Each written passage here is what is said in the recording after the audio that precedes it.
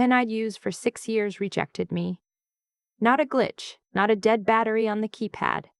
Just a long, flat beep and a red light blinking like it was embarrassed for me. I stood in the underground parking garage of my own condo building in Calgary, overnight bag over one shoulder, still in my work blazer from the conference in Edmonton, and I thought, that's strange.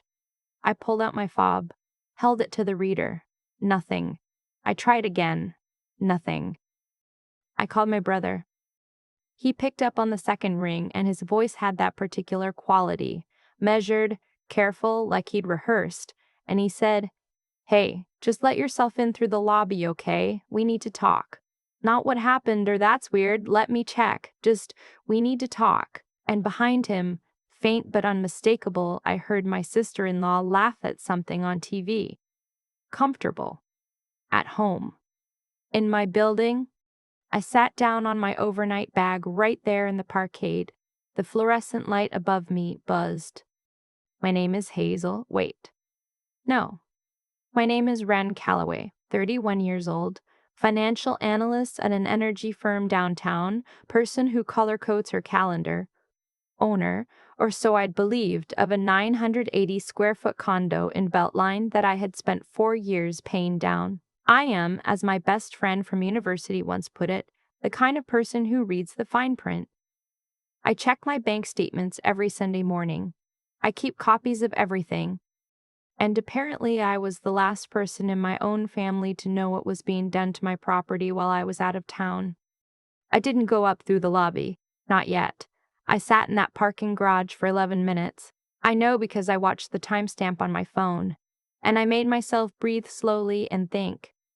My brother had always been the charming one. The one who talked his way into things, out of things, through things. His wife had always been the one who noticed where the money was. Together, they were very good at seeming helpful. I thought about the last 3 months. The sudden closeness, the dinners they'd invited me to, which I now realized always included casual questions about my mortgage balance, my work travel schedule, whether I'd updated my emergency contact at the property management office, his wife asking sweetly if I'd ever considered adding a cosigner to my unit documentation just for safety in case something happened. Me thinking it was kindness, me thinking family looked out for each other. I picked up my phone and texted my lawyer, not because I was sure yet, but because I wanted a timestamp. I wanted a record that said, "This is the moment I stopped being naive." He replied within 4 minutes, "I'm here. Tell me what you know." I wrote back, "Not enough yet, but I'm about to find out." Then I picked up my bag, walked to the elevator, pressed the button for the 14th floor, and I made my face into something unreadable. Let me go back, because this didn't begin in a parking garage. It began the way quiet, betrayals always begin. Not with a single dramatic moment, but with a dozen small things you explain away, because explaining them away is easier than believing the alternative. My parents died within 18 months of each other. Dad first, from a cardiac event no one saw coming, and then my mother, who I think simply stopped wanting to be here without him. They were that kind of couple. I was 27 when Dad died, 28 when I lost Mum. My brother Callum was 34, already married to his wife Shay, already established in Vancouver. I was the one still building. I was the one who stayed in Calgary, close to where we grew up, close to the house they'd left behind. The house was sold as part of the estate, split evenly as specified. I used my portion as the down payment on the condo. It felt right, taking the thing they'd built and converting it into something of my own. Callum had used his portion to consolidate some debts, which was fine, which was his business, except that it meant he was, almost immediately, looking at his financial situation with a kind of pinched expression I recognized. He'd always spent slightly ahead of what he made. Shay had expensive taste and a talent for justifying it. I don't say this cruelly, I say it because it is factually relevant to everything that happened after. The call started maybe 6 months after Mum's estate was fully settled. Callum checking in, which was unusual because Callum had never been a checking-in kind of person. Shay texting the articles about real estate markets, about whether Calgary condos were worth holding on to in a volatile economy. Little observations dropped casually. You travel so much for work, it must be hard to feel settled. Have you ever thought about renting it out? Have you ever thought about a smaller place? And always, underneath the words, that particular tone of someone who has already decided something and is working backwards toward your consent. I should have pressed harder, I know that now. But grief does something strange to your threat perception. When you've lost the two people who are supposed to always be there, you hold on to whoever's left with a kind of desperate willingness to believe the best of them. I wanted Callum to be the brother I needed him to be. I kept giving him the benefit of the doubt long after the doubt had started to outweigh the benefit. The moment I knew something was genuinely wrong, not suspected, not worried, but knew, was a Thursday evening in March. I'd come home from work late, and my neighbor in 1403, an older woman named Mrs. Tran, who grew herbs on her balcony and always knew everything happening in the building, stopped me in the hallway. "Your brother was here again today," she said. "With a woman?" "They had someone from a real estate company." She paused.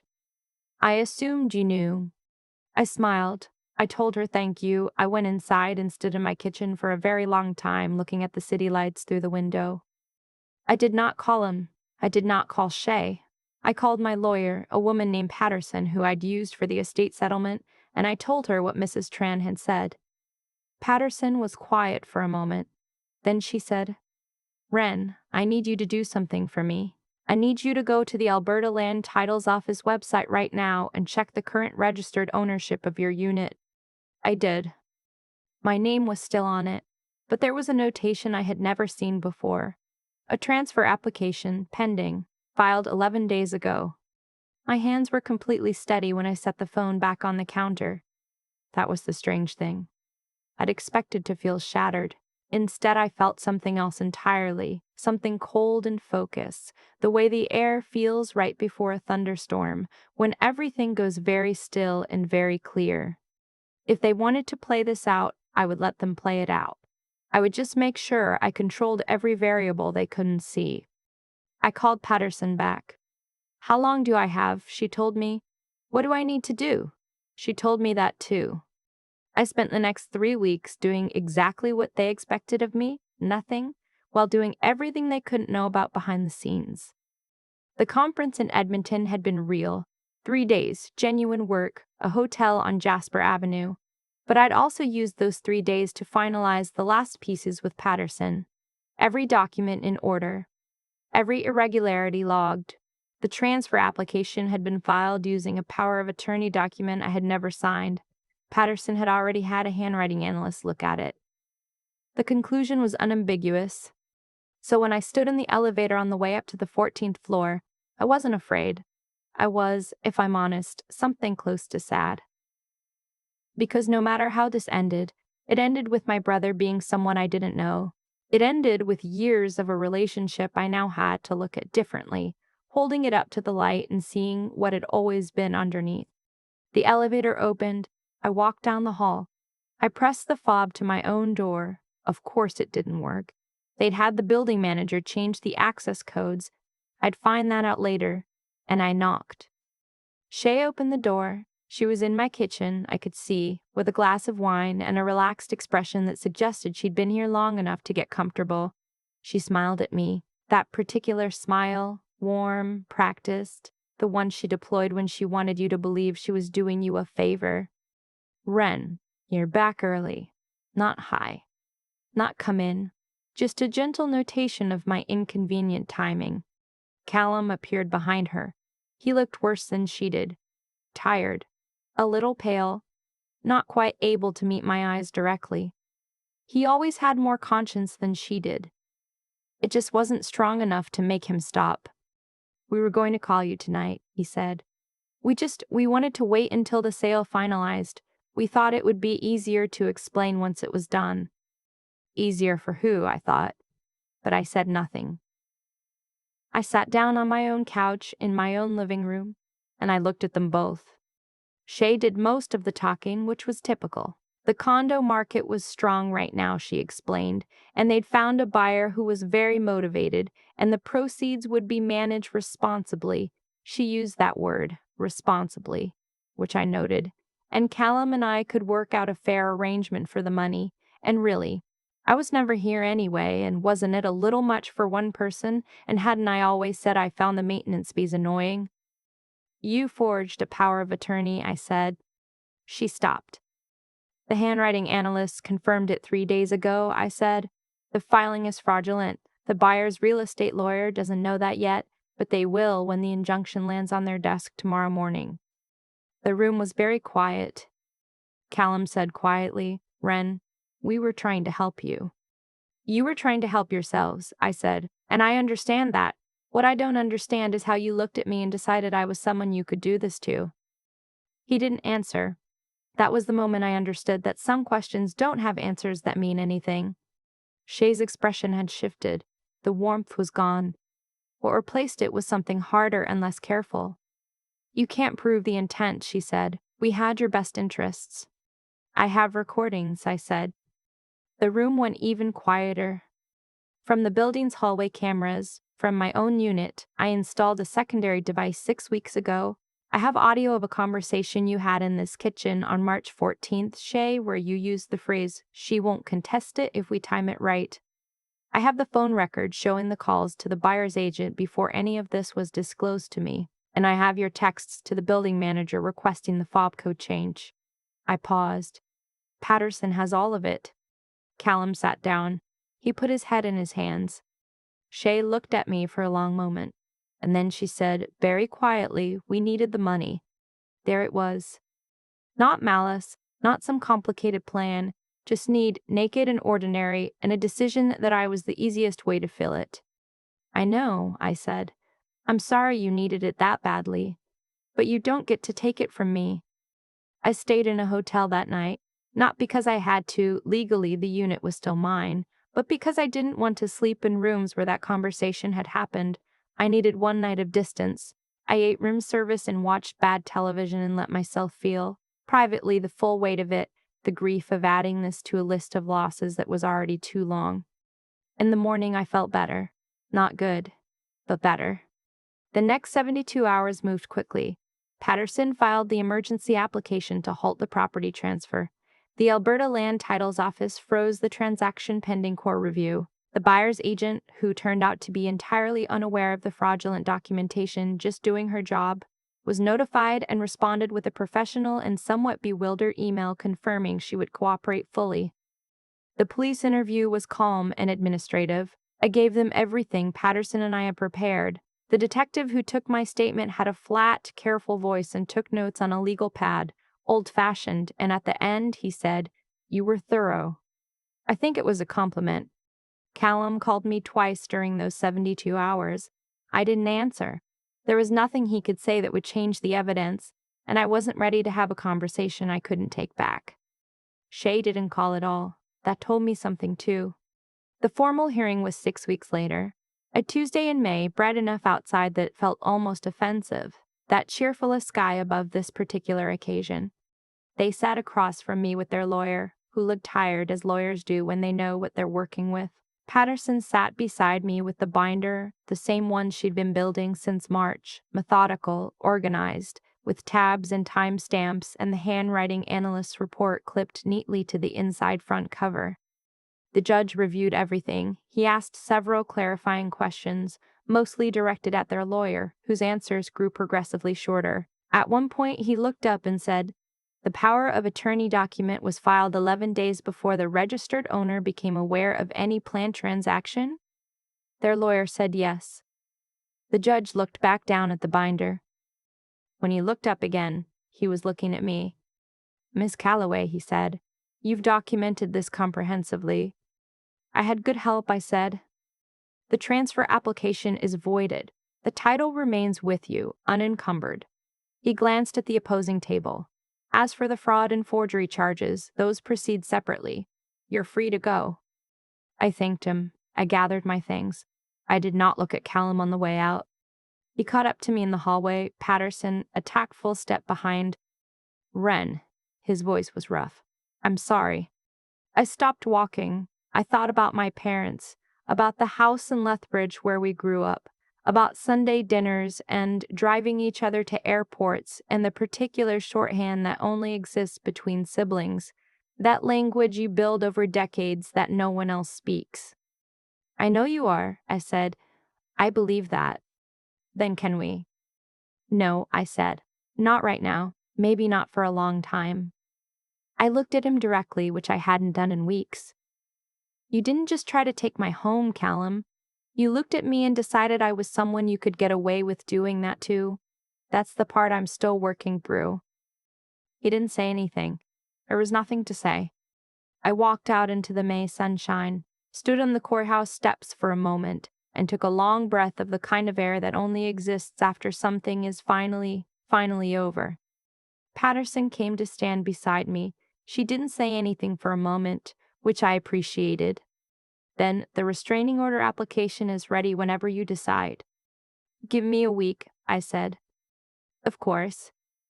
My phone buzzed. A message from Mrs. Tran, who I had texted that morning with a brief update. Glad to hear it, dear.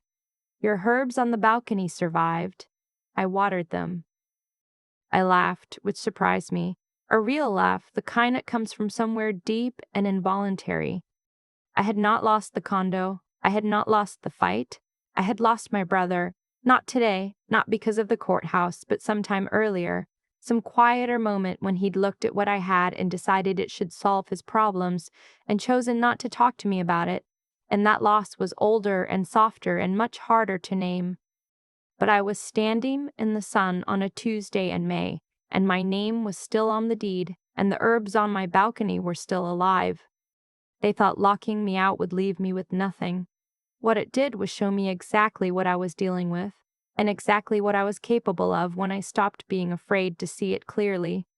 There's a particular kind of quiet that settles over you after something like this. Not peace exactly. More like the absence of noise you'd gotten so used to you'd stop hearing it. I remember standing on those courthouse steps in May, sun on my face, and thinking, I've been holding my breath for months. What Callum and Shea did wasn't complicated. They needed money. They looked around at their options and decided I was one of them. That's the part that stayed with me longest. Not the forged document, not the fob code they changed, not Shea standing in my kitchen with a glass of my wine looking perfectly at ease. It was the calculation. The quiet decision that I was someone they could get away with doing this to, that I wouldn't look too closely, that I wouldn't be ready. They were wrong about that, and the reason they were wrong is something I've thought about a lot since. I think about the version of me from 5 years ago, still raw from losing my parents, desperate to believe that whoever was left would take care of me the way family is supposed to. That version would have missed the signs, would have explained them away, would have chosen the comfort of trust over the discipline of paying attention. And I understand her. I don't blame her. But I'm not her anymore. What this whole thing taught me, if I had to put it plainly, is that decency isn't passive. It's not just about not doing bad things. It's about being someone who does what's right even when no one's watching. And it's about holding the people around you to that same standard, not out of suspicion, but out of respect for yourself. Callum failed that. Not all at once, but in increments. Every time he chose silence over honesty. Every time he let Shea lead him further down a road he knew was wrong. Integrity isn't dramatic. It erodes quietly, one small compromise at a time. And then there's the matter of being sharp enough to protect yourself. Patterson told me once that the best thing a person can do is understand how things actually work. Not how you hope they work. Not how you hope they work. Not how you assume they work. But the real mechanics. I spent time learning what I owned and how it was protected. I kept records. I paid attention when something felt off, even when part of me didn't want to. That kind of clear-headedness isn't coldness. It's just the intelligent application of care. It saved me. But the part I'm most grateful for is simpler and harder to name. It's the part that kept me moving after that parking garage, after that conversation in my own living room, after my brother said I never wanted to hurt you and I had to decide what to do with that. It would have been easy to collapse into it, to let the grief of it, and it was grief, losing the version of your family you'd believed in, swallow everything else. I didn't let it. I kept going, not because I'm exceptional, but because I'd made a decision, quietly, somewhere in those weeks of preparation, that I wasn't going to let their choices become my devastation. Mrs. Tran watered my herbs. My name is still on the deed. Some mornings that's enough to make me feel like everything worked out exactly the way it was supposed to. Not because the universe arranged it that way, because I did.